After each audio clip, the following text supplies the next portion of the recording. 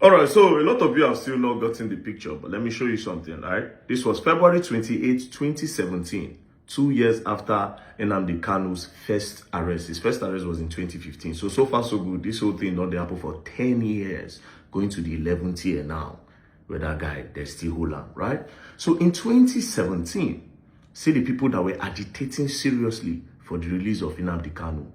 Soludo, the present governor of Anambra State, Utomi, another Southeast leader, demand immediate release of Nnamdi Kanu. As you can see, some Igbo leaders have demanded the unconditional release of the leader of indigenous people of Biafra, unconditional, Nnamdi Kanu. Addressing journalists on the detention of Mr. Kanu, a former governor of the Central Bank of Nigeria, Charles Soludo, described the continued detention of Mr. Kanu as unacceptable and an abuse of Mr. Kanu's right to legitimate agitation.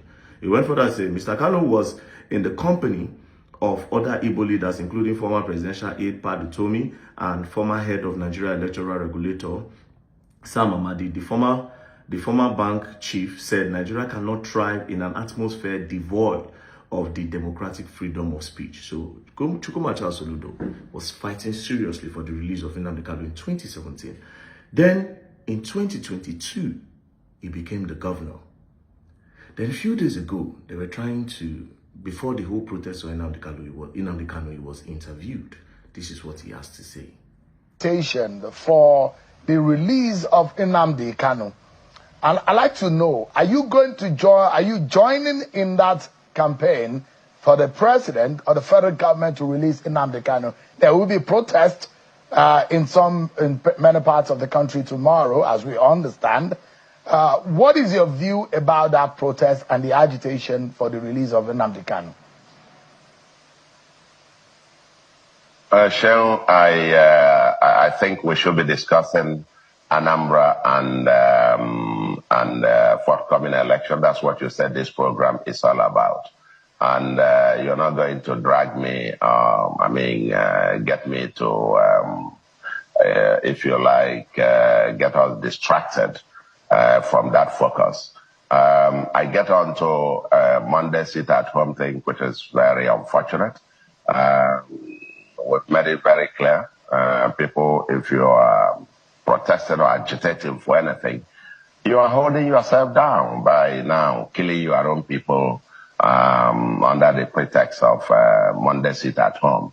And I think even Nnamdi Kanu himself and his IPOB, at least on record in terms of press releases that were sent out by IPOB, that they did not support the Monday sit at home. It was some criminal elements doing that. And we take them for their word that that's true, that they don't. And Monday sit at home thing is likely, over here. With anybody sitting at home now who is doing so out of his own preference, not be. Now, two things happened, right? It's either that first time he was not fighting for Nnamdi Kanu, Nnamdi Kanu was just trying to do politics, because a lot of people that you see that they are saying they are fighting for Nnamdi Kanu, it is not the truth. They are actually doing politics because they want to associate with the people, because they see that a lot of people are saying free Nnamdi Kanu, free Nnamdi Kanu. They will join heads together, they will talk about it so that they can use it to push their own political gain. That's one. Or Chukwuma Charles Soludo became the governor, and then the stakeholders of the state told him that you can never, ever speak of the release of this man, because this man is a threat to our business and a threat to the peace of the state. That would be the reason that they will tell him.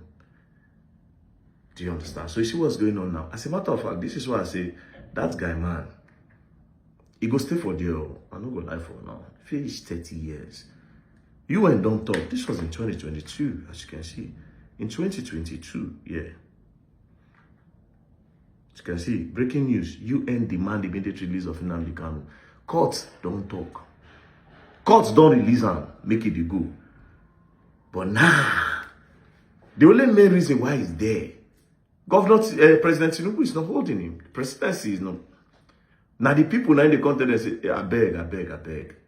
That is the problem of our state. We don't want him. He is the problem of our state. We don't want that guy. So let him be there. So all these fights, where will he fight?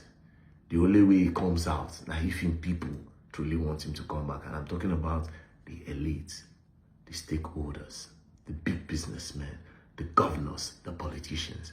If they say, okay, you don't leave the hand of NSA, government, president, you don't get anything to do with them. It's a simple thing. Is this guy is going to terrorize us in our state. So that's basically it. Anyways, peace and love. Don't play. If you play, don't learn. I go down the hard way. Don't play.